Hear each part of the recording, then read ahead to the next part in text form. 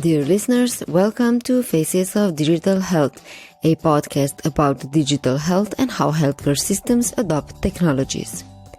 I am your host, Tjaša Zajc, and today we will move away from specific technologies or country profiles to a topic important for startups and company success, communication and pitching.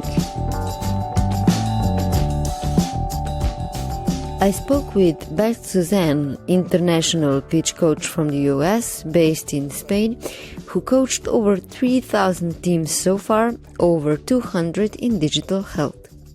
No matter if you're a startup or a corporation, team communication is key to success, either for company growth or fundraising.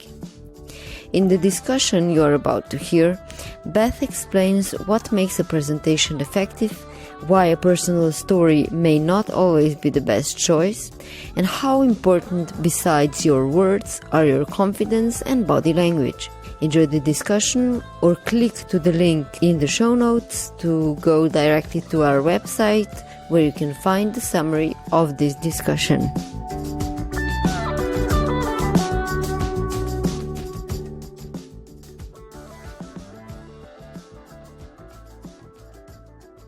Beth, you were born in the US and lived there for a very long time. You're currently based in Spain, but you also lived in various places around Europe, starting with France and Amsterdam.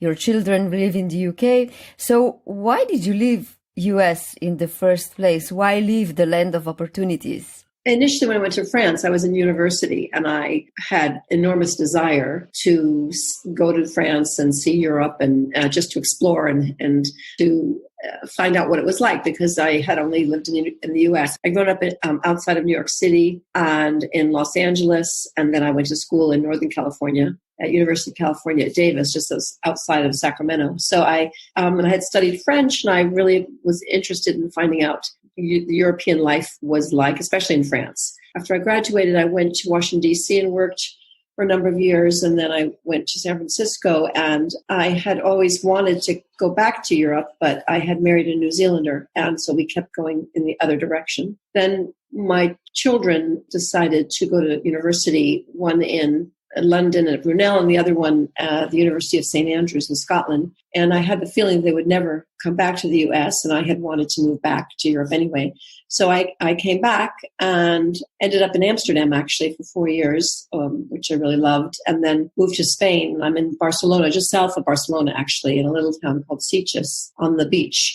It's been great. I love living here. What are your hands-on experiences with healthcare systems in these different countries? I actually also lived in Ecuador. I worked in South America as part of what was called the Peace Corps, and I was living in Quito. So I actually got quite ill in France and ended up in the hospital, and I got ill in Ecuador, ended up in the hospital. And I've been involved in the U.S. healthcare system for the majority of my life, and then been in Amsterdam, and I went to a number of doctors there, and then now in Spain. And I can say that the best healthcare system out of all of them is the Spanish one. It's technologically, it's really sort of cutting edge. The quality of the care is really, really high. They are opening up to alternative healthcare. It's not quite as advanced in terms of cutting edge in terms of the alternatives as some other cultures, but it's also free. I mean, or close to free. I have a private healthcare that I pay 39 euros, which is, I guess, about $43 a month for. It covers everything except for vision and teeth, and they take care of you. I mean, it's really high quality. It's been amazing, and they see you right away in Spain. You know, you don't have to wait. And my experiences in France were a long time ago, and it was very hierarchical in France. Like there was no questioning the doctor, etc. And so it was just quite rigid. And I don't know if it's changed now, but in South America, I remember that the quality. And this was a long time ago, also decades ago. It wasn't cutting edge at all. Now I understand it's changed in Ecuador, but it was quite behind the times. So the hospital wasn't actually quite clean. So I was only there one one day and I left. I didn't want to stay. In the U.S., it's just super expensive, and they make you take millions of tests. And remember, I was paying $1,200 a month for a premium, and then you have a $6,000 a year deductible before they start reimbursing you. It's just extremely expensive. You can't afford it. It's just unbelievable, shocking. So a very high percentage of bankruptcies in the U.S. are medical bankruptcies. At one point, about 8 years ago, I read an article saying that 83% of the bankruptcies were medical bankruptcies. I don't know if that's really accurate anymore, but people are beggared by when they become ill. It's really awful.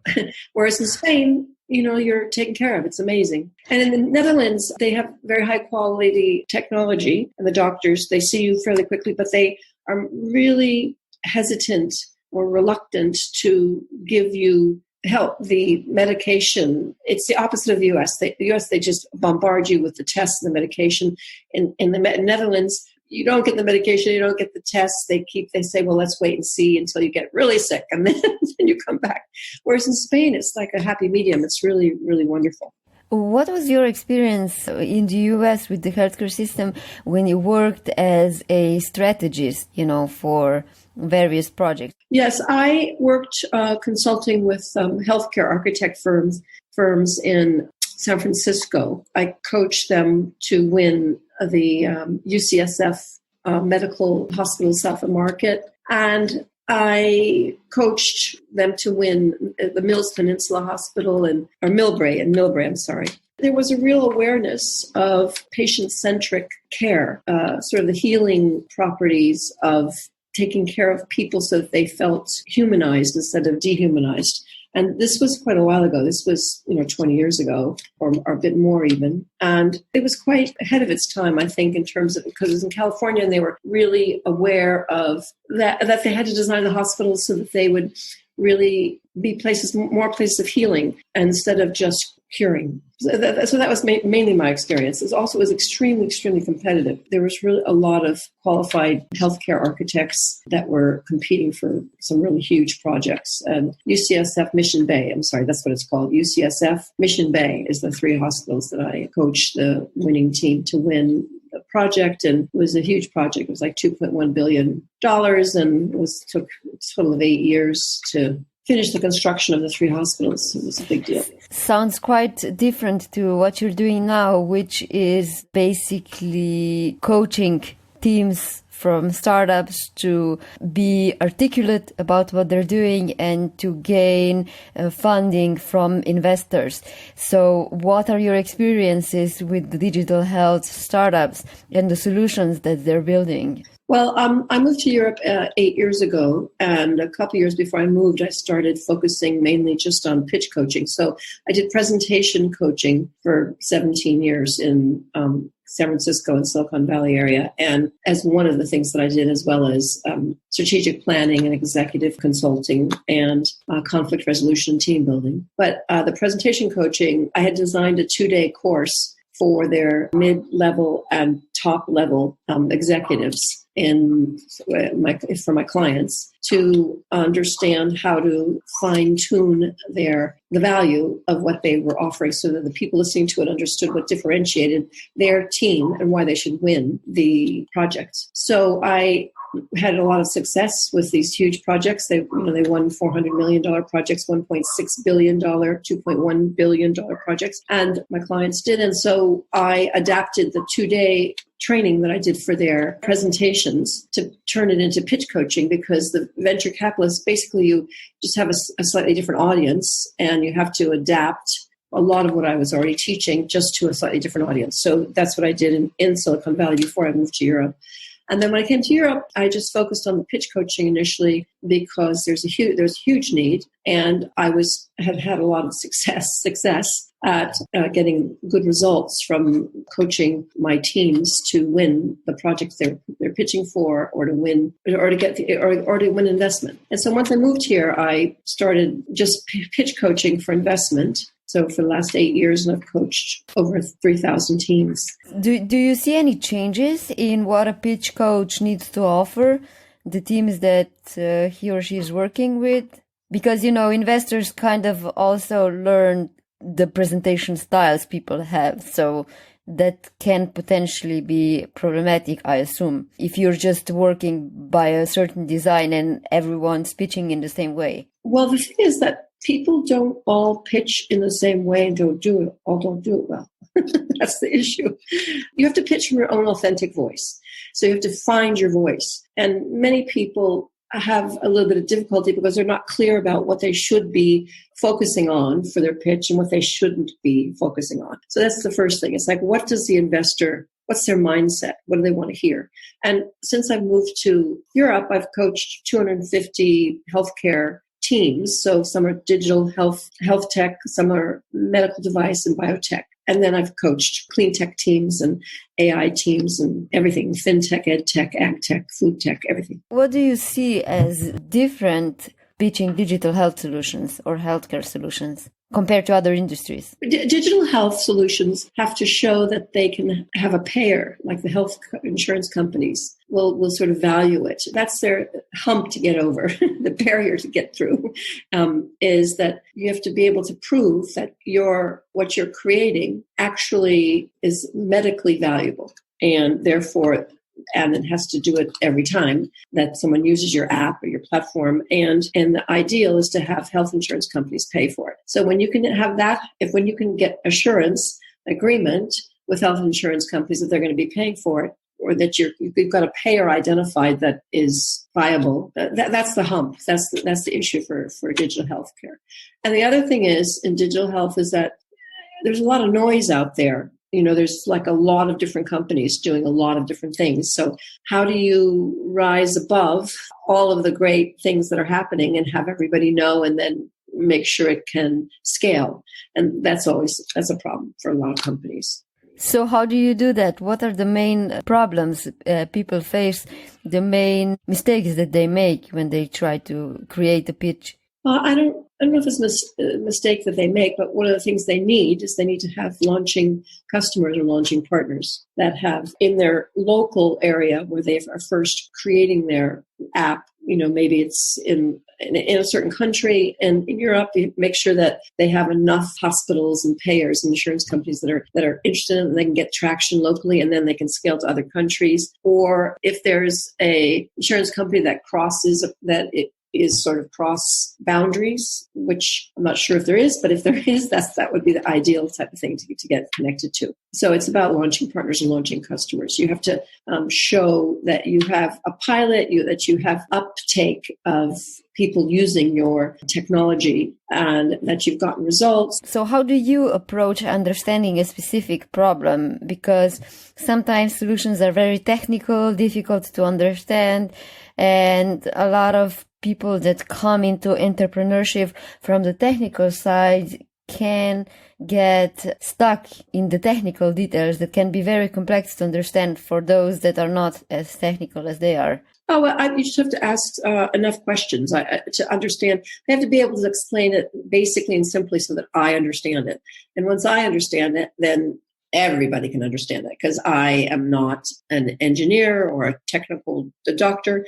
And I have worked with, quantum physicists at Yale University. I've worked, in biotech. I've worked with everything. It doesn't matter the technology. What matters is if they can explain it and simplify it so they don't use any jargon, and they simplify it at a level that allows the investor to really clearly and simply understand what they're doing. Now, that doesn't mean that they have to dumb it down to the point to everybody they talk to. It's not dumbing it down. It's just simplifying it and explaining it clearly. Because once they're in a conversation with someone who's in their conversation and they're sure that that's the right person, then they can go back and talk with their jargon, etc. But initially, when you're in front of a group of investors, odds are that they may not be in your conversation. They might have some idea of it.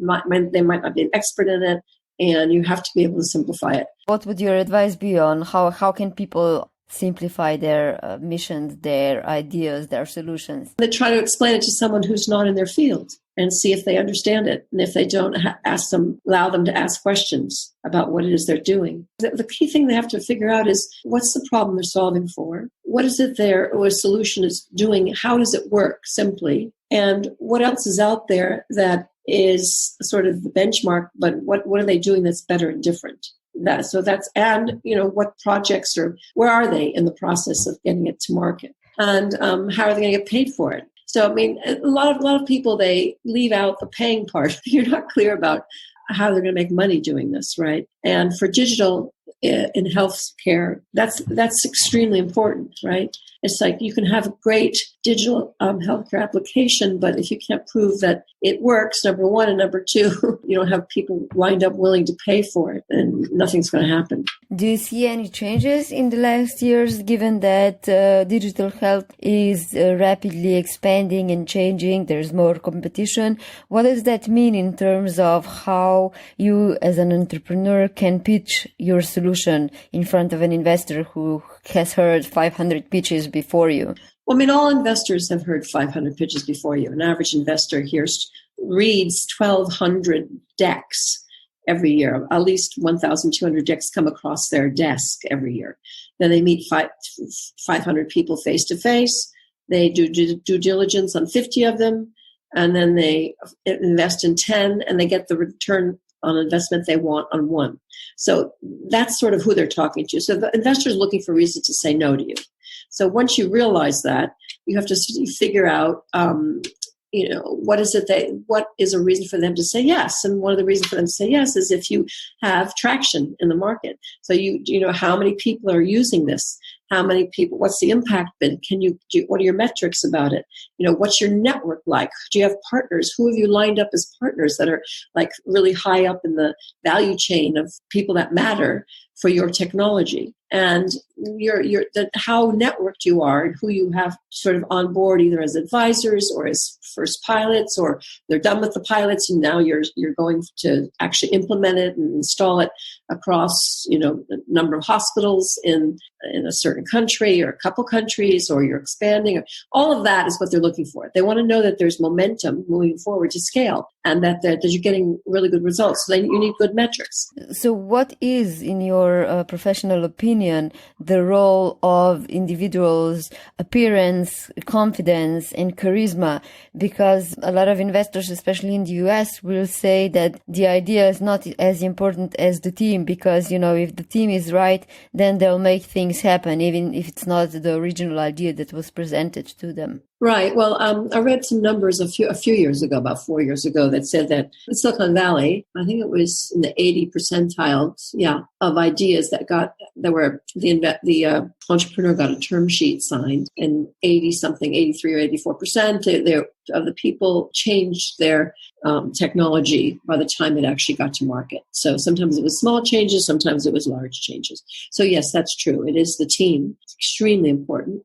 Just that, to which extent the team is important in the solution that you have? A year ago, I coached 2 teams. So they're both groups of 5 people, and they're both pitching for 450 million from the EU out of Horizon 2020 money. One was for the EIT urban mobility, and the other one was the EIT manufacturing. And they both won. They were competing for 7 years worth of funding. It was 450 million each, plus matching funds with both groups, it was 1.1 billion euros of matching funds for 7 years, and to drive innovation through industry, academia, and in business creation over the next 7 years across Europe, and drive innovation in urban mobility and drive innovation in manufacturing. When I was coaching those teams to win, I did some research, and there was some new research based on all this data they have now that shows that if you show up overconfident, and I don't mean arrogant, but that you just are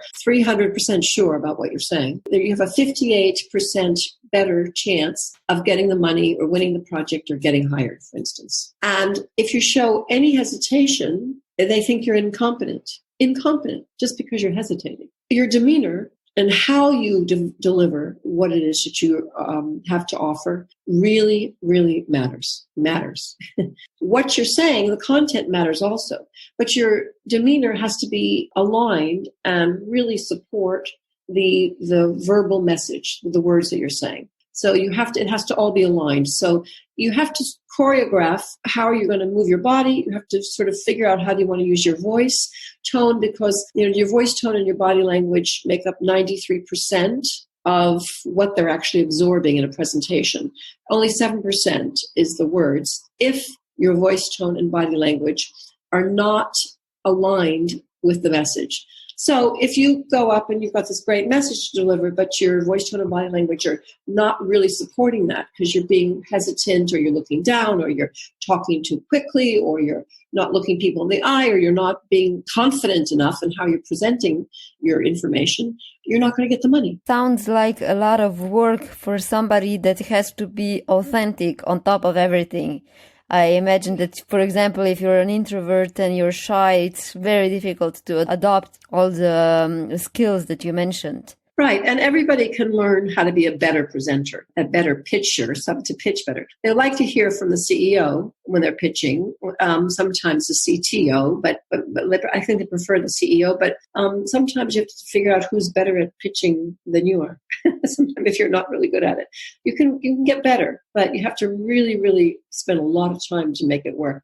In fact, even if you're great at it, it's going to take you an average of 90 to 100 hours to prepare a 5-minute pitch. And that means not 45 hours each of 2 weeks before you pitch, but over an elapsed time of I don't know how many months and different iterations of trying, you have to really perfect it so that it's flawless. So you understand exactly what comes first, what's second, third, fourth, fifth, sixth, seventh, eighth, ninth, 10th, and what it is they are listening for. What are the signals they need to sort of hear that allows them to light up and say, great, let's either have a meeting, or if they're in the meeting, they'll say, okay, great, let's talk about term sheets. To be interesting, one of the options you can choose is to tell a story, a compelling story that makes people listen. The problem, however, is that, as I alluded to before, sometimes stories can get similar. I remember a few years ago, healthcare digital health investor said to me that he's bored with all the stories about the son that has diabetes, or a person having a specific illness. That the investors are being desensitized to the gravity of the problems. Exactly. How do you see the trends, or do you adapt to that in your advice that you give to startups? What's currently interesting to? So what's interesting to investors is if there's traction, if there's a big market, there's traction, that they're farther along on the trajectory to getting things approved so that they can get to the market, that they already are in the market and they've got things momentum and moving and they're going to make money. That's what makes them excited. So, the stories about, the illnesses and your family and your things, people that have tragically hurt or died, I've heard tons of them myself, but it has to be, you can use them, but it's how you use them that matters. You have to just touch very lightly on it so they understand your framework for why you're doing this, perhaps, but not lean too heavily on it to turn them off to think, oh God, here's another one. So there's a delicate sort of balancing act that you have to do. And that's part of what I work with my clients to make sure that they don't lean too heavily on it and that they insert their story if it's appropriate, and then how they insert it also, so that it's just the right amount and not too much, and also at the right time. And sometimes, I've told people, don't tell us, that's not important for what they're looking for. So it depends on the situation. Does it also help build credibility? Yes and no. You can have a personal experience and you can know more about it, absolutely. But you're also, the investor might think that you're emotionally biased and not open to really see clearly where the problems could be, the risks and the advantages, et cetera. You could, might muddy the water a bit because you're emotionally. So that's why it has to be very delicately introduced when you're pitching, if appropriate. And then the other thing is to just, again, they'll get excited if they can see that it really is something real that you have to offer, that there's a payer for it and they're going to make money. Because there's a big enough market that's out there, enough people who have this illness that you are solving for, and that you have traction towards getting it out there. You've got launching customers and partners lined up already, and now if they can just jump on your bandwagon and make money. And that it's clear, you've got a clear pathway to how to make the money for them. Has it ever happened to you that you came across a project that somebody hired you and you realized that the team is, awful or the idea is so weak that it's impossible to get it into compelling shape? Yeah, a few times it has. I have to say that most of my clients that come to me have been vetted by accelerators or incubators that are quite reputable. So I'm not the first stop for someone with an idea. It's already been vetted by some really experienced people. So it doesn't happen very often. A handful of times out of 3,000 companies, So yes, but not much.